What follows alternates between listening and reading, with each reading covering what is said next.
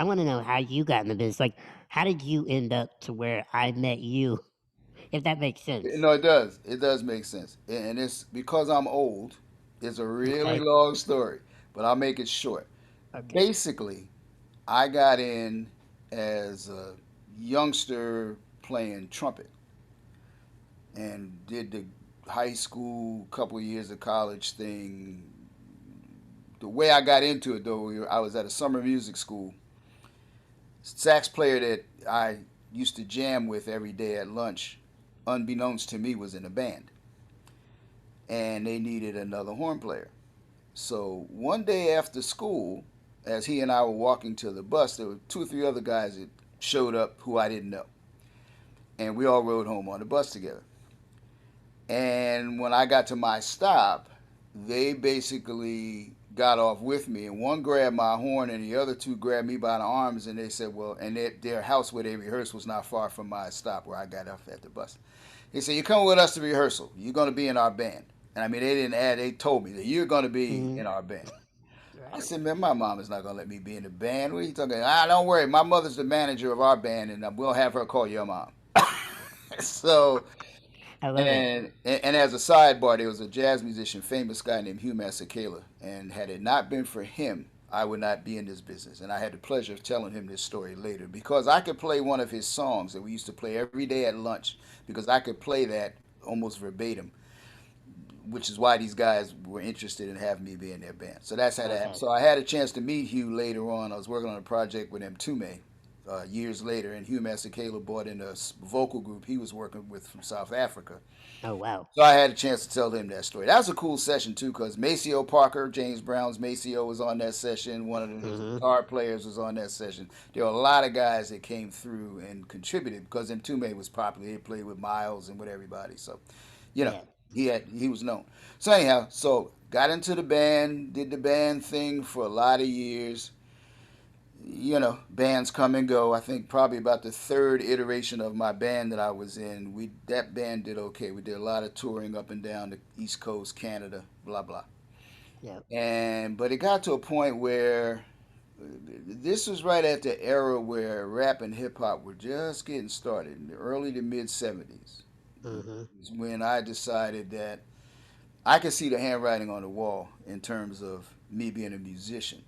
I was, of Yeah. course, hooked on the music business and was going to stay in it somehow.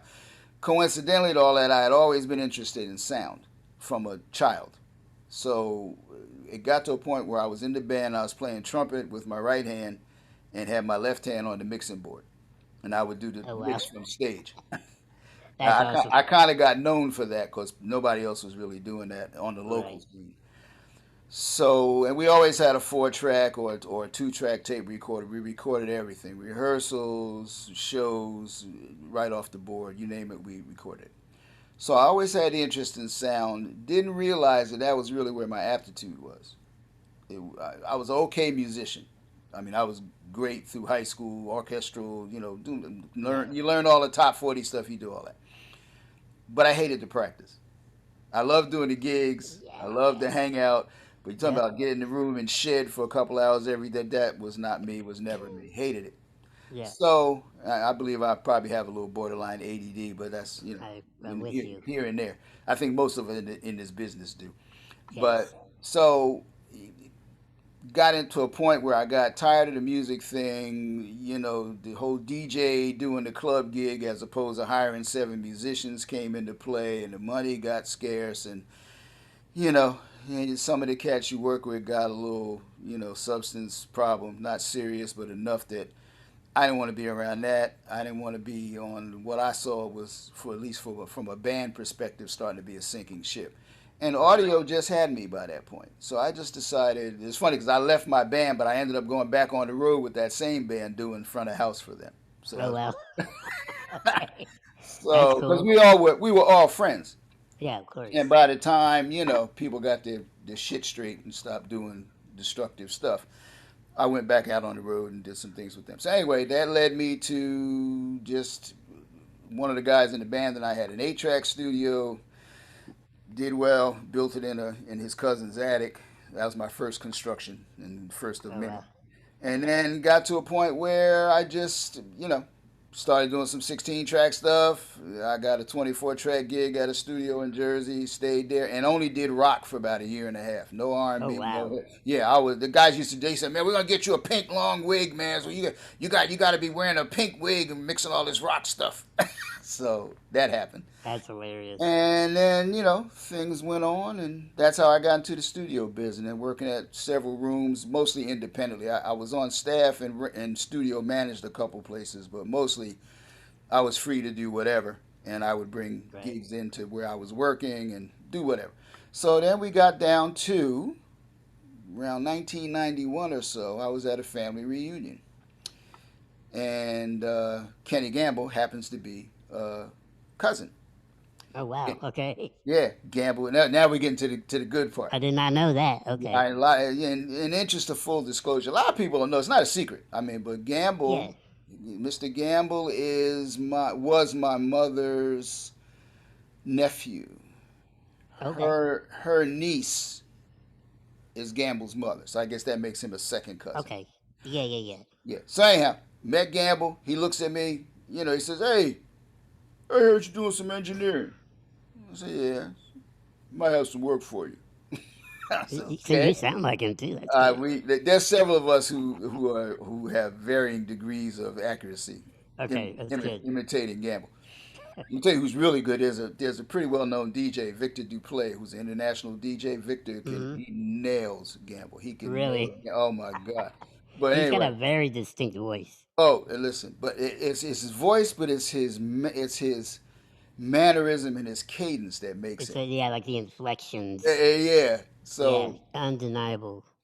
1991, we're at the reunion. He says, "I got some work for you." Okay, now typical Kenny Gamble fashion, and I say this lovingly because everybody knows Gamble knows he's this way. Took him till 1993 to Yeah. call me. Yes. So 1993, I got a call. He said, "Listen, you know, I need to renovate my studio. I'm talking to a lot of people about different types of gear. Why don't you come on down, see what we're doing, and tell me what you Hmm. think?" So I did. We had some conversation back and forth, and coincidentally, I had met a couple guys that worked for Otari Corporation who were Hmm. involved in building a console that they were building at the time. And you know, he wasn't going to spend $1 million to buy an SSL at that time, but Right. This Otari Concept One had a lot of the similar features. Had gates and compression on every channel and 96 input, all that kind of stuff. And it was a small footprint, so it would fit. You remember how small the control room was at 309. So Hmm. Was that the board? Well, go ahead. yeah, Am the I board saying? that you knew. Yeah, we had gotten Yeah. Okay. just before I met you. We installed that board, and that was Okay. it. Might have been in there maybe not too long. I remember we It's put that board in, 2001. and we put that thing in '94 or five. I'm hazy. It might have been before, but it was I, somewhere in I there.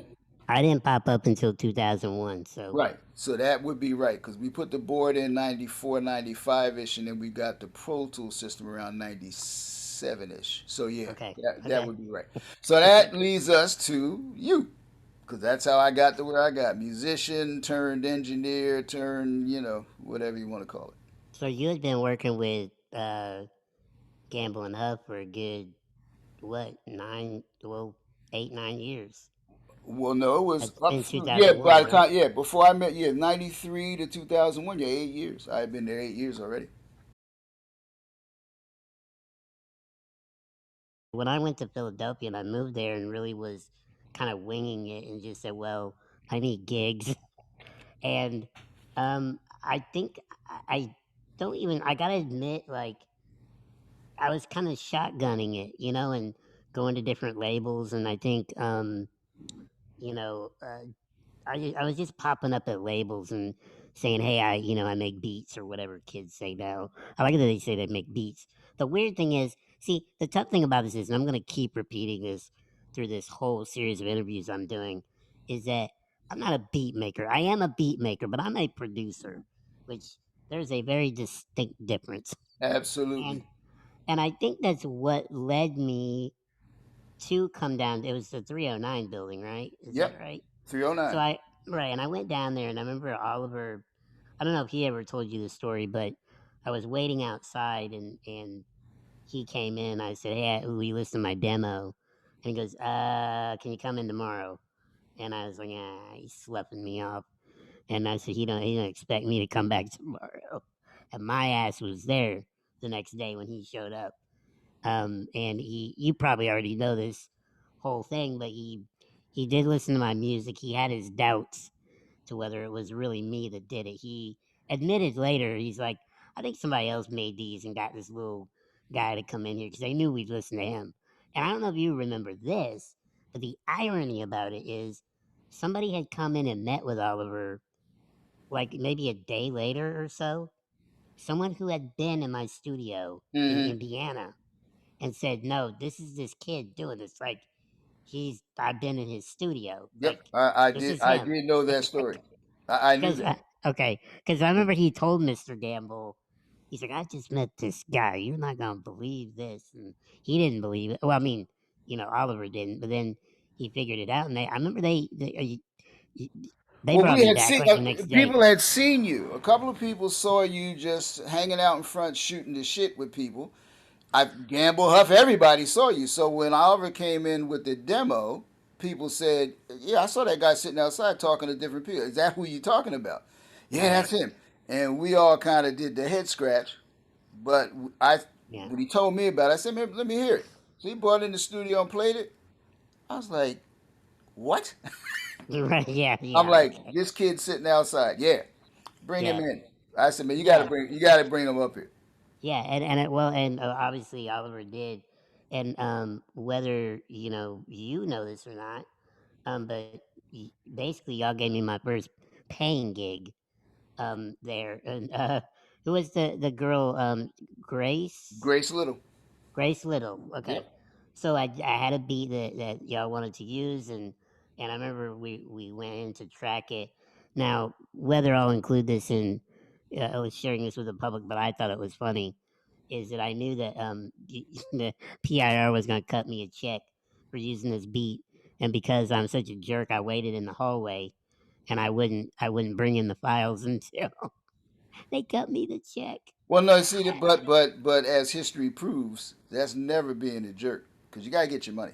Oh no, I know, I know. You gotta get money. You say, I think at the time it was like it felt like I was because here I was like I'm this young kid. I'm just happy to be there, right? but I'm also like I can't. No, I'm not gonna let No, man, anybody get you away with gotta be anything. about your money. You gotta be about Yeah. the money. And obviously they did. And of course the funny thing was that same day, of course I'm calling my friends going, they just gave me a check, and I couldn't, I was like just as surprised. Not that I got, but it was like my first paying gig, you Right, know. right. And I was so happy, and I was like, obviously, I told Billy and everyone, and that really kind of set me in motion. And um, I've had a lot of people ask me later, and they're like, "Well, why?"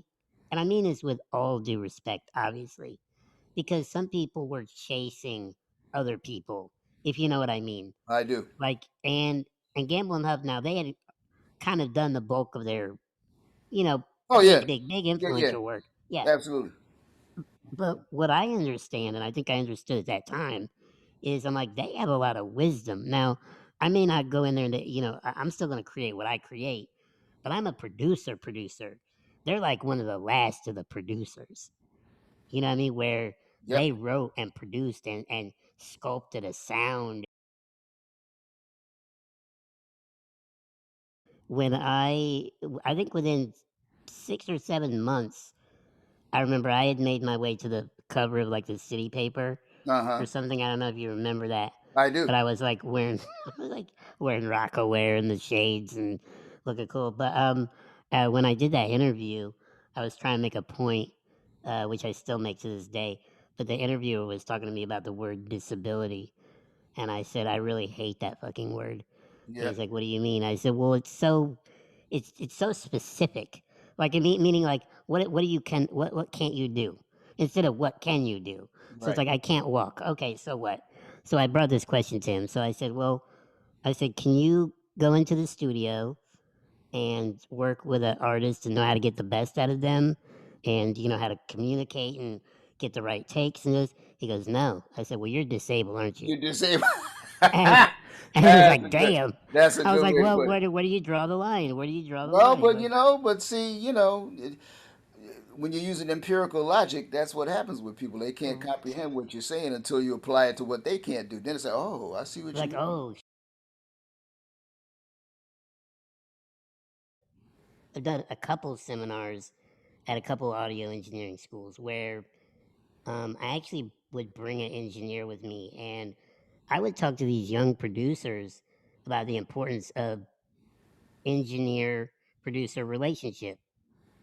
And because you taught me, well, obviously, you're the first engineer I worked with on a regular basis. Mm, If you ever, because I was engineered my own shit. right, So when I came in with you, I felt spoiled, first of all. So I was like, here's a guy, he knows what he's doing, and I can sit back with the clicker and the old clicker and be a producer. right. And what's funny is I actually brought this up in my book is that when I had only been at Sigma recording once before, I recorded a rap song when I was there on a trip, to the PMC. Remember the PMC? I do, but I didn't know. It's Now called. this is a story I didn't know. Oh, well, yeah, we recorded once with Gordon Rice over Oh, there. Gordy, Good old yeah. Gordy, yeah. And it's cheesy as it sounds, but it really hit me. I came up watching this documentary about Metallica, watching them produce their album called the Black Album in like '92 or something. Hmm. And I watched the producer, and he's always talking back with the clicker. And man, I remember when Gordon handed me that clicker at Sigma, I was like, I fucking arrived. I've done it. I've done it. So every time, honestly, Oh every man, so really every time you hand me that clicker, oh that's a good in one. every studio I've been in, if Right, they got the clicker, as soon the as they hand power, it to man. me, I'm fucking Superman. You know what I You're mean? in Like, here we control. go. That's Right. right. Oh, that's funny. So, but you being the first engineer I worked with regularly, what I started realizing, and I think we just hit it off anyway, because we're both people, if that makes Right, sense, right, is that there's so much more than your engineer. You're like, hey, hit record, hey, punch in this word, hey, fix that kick drum, hey, you know what I mean? Like, there's so much more to it than that. Because I think I don't. I mean, maybe we learned a lot about each other, which I'm sure we did, we or did. just about people in general. But man, Absolutely. I think I remember, not specifically, but that we had more conversations about life than I actually remember us like tracking things. Right, Even right. though we did a lot of tracking, obviously. We did. But I do remember. So I always appreciate that about you, and you taught me a lot because Oh I man, was, I was that's always, nice of you. That's nice of you to say. We learn from each other. Believe me. man. Do you remember that day or that night, whatever it was? They had a room full of legends, Craig. I mean, Smokey Robinson was in there, Yep, Gerald Levert. yep. Was Barry Gordy there? Barry was there, and Al Bell from Stax Records. Al The, Bell. the Yeah, of course. triumvirate were there that night. Yes, of course. Kenny Gamble, Leon Huff. Right. They're all in this room. If anybody knows their music, you're all sweating by now, thinking of the power in that room. Oh yeah, that And was a there's hell. there's That whole couple of days was intense. But go ahead. well, I mean, for one, I was just very honored that Mr. Gamble said, "Hey, you should come and hang," because I was like, that was a real "I'm not worthy" moment. Yeah, yeah, Where I'm like, I don't know about this. Like, I think. Do you remember Patrick being there? My roommate, he invited yeah. Patrick. Absolutely. So I by the way, remember I'm that. sure Patrick would tell me to tell you hi. Well, He's I a follow him on Instagram, so every now and oh, then so every now and he's then I'll doing shout good. at him. Yeah. He's doing good. He got a placement on Alicia Keys a couple months ago. So Shut up. Go ahead, Patrick. he's been working with like Tricky Stewart and a bunch of people. And he's Wow. a badass musician, man. Oh yeah, no, That's Pat's the why truth, man. that's why I had him come to Philadelphia. Remember, I was so Yeah. busy. Yeah, I was like, you gotta move. He moved from Chicago to mm-hmm. Philly. So anyway, but I remember that day. But what was that day? What was that whole thing about? That day, actually that week was the week prior to that year's Rhythm and Blues Foundation Awards. Oh, that's And right. that year we were giving Mr. Gordy an award. Okay. And so, because it was Barry Gordy, everybody and their mother wanted a ticket to this thing, and so we that day that you were there hanging out with me, and as I remember, we had you up. You and I were sitting behind the board. I don't know if we were recording this thing or we were doing. I think I had mics open in the room and we were basically recording stuff.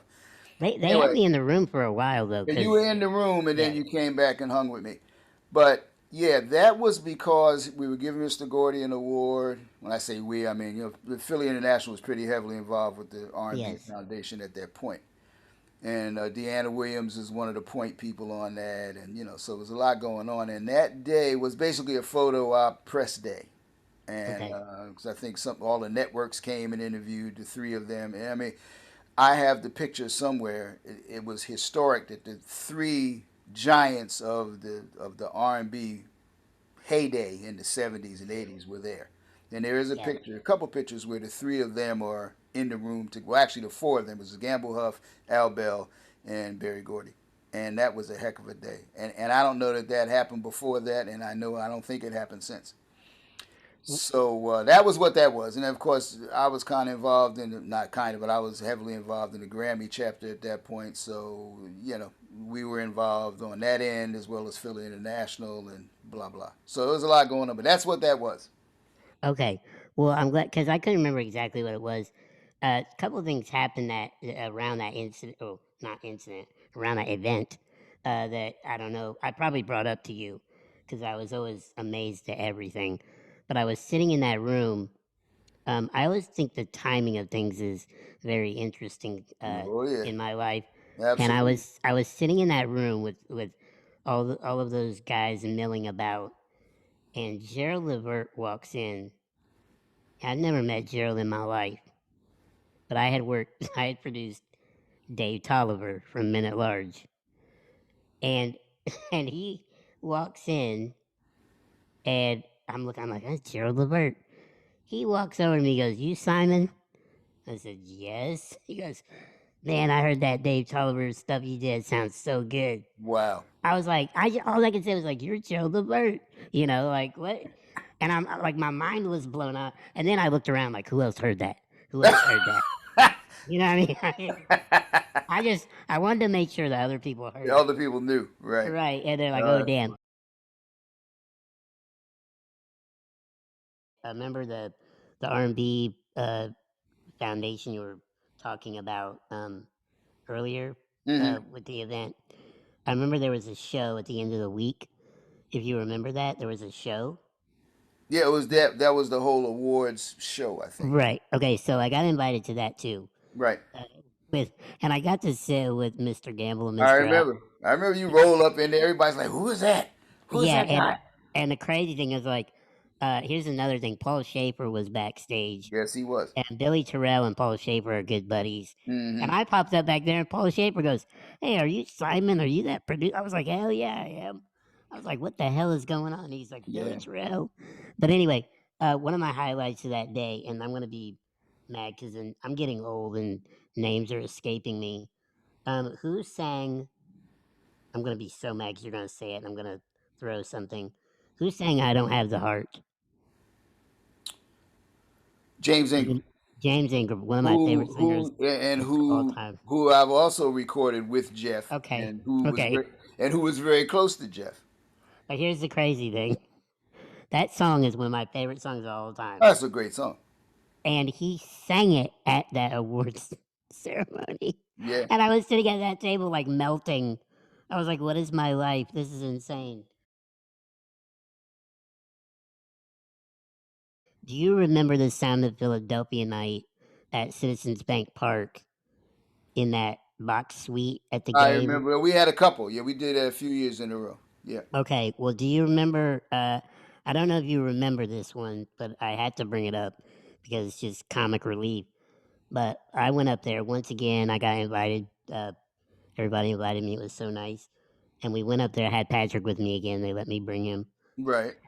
They let me. It was very kind of them. So we go up there, and as soon as we get up there, we're making our way into the suite. And while we're doing that, the security or whoever the escorts are escorting Miss LaBelle out to the Uh, field. I was gonna say He because was weren't you somehow one of those years you ended up on the field for some reason, well. if I That recall. was me and Skip did a song for the Fanatic's birthday, Right. so we Okay. just did that. But Right. this night, PIR night, we were heading up to the suite, and we get to the door of the suite, and we're basically working against traffic because people were coming out, and Right. we realize it's just security, and then Miss LaBelle. Miss LaBelle looks down. Now, I'll tell the story and then backtrack. But she leaned over and she said, "Oh, hey," and she kissed me. Uh And then she walks out, and Pat says, "What was that, Patty LaBelle?" huh. Yes, it was. Oh yeah, No, man. I just said it matter of factly. But what people don't know is we had met in the studio a couple of times before, briefly, Right. and just said kind of hi in passing or whatever. But it was one of the funniest things that ever happened because I played it so cool, where it was like, oh yeah, it's Patty LaBelle. Yeah, she kissed me, of course she kissed me. Well, that's what you do. I always tell people, man, act like you've been there before. Don't get all like shook up when you see somebody famous. Just act like you've been there. One of the coolest things that happened, and you were there, but I think that the reaction that it got kind of humored me even more was that around this era when Pete from Ibanez had taken my old guitar, and I thought they were just going to refinish my old guitar because it was this little beat up kid's guitar, and he's like, "Can we borrow your guitar?" And I said, "Sure." And they borrowed it, and then I remember I needed it. Remember Mm, we were working on this Charlie Hepley song called yep. "Conquering the World." Yep. And I was like, I want to play this cool little guitar part, and I wanted my guitar back.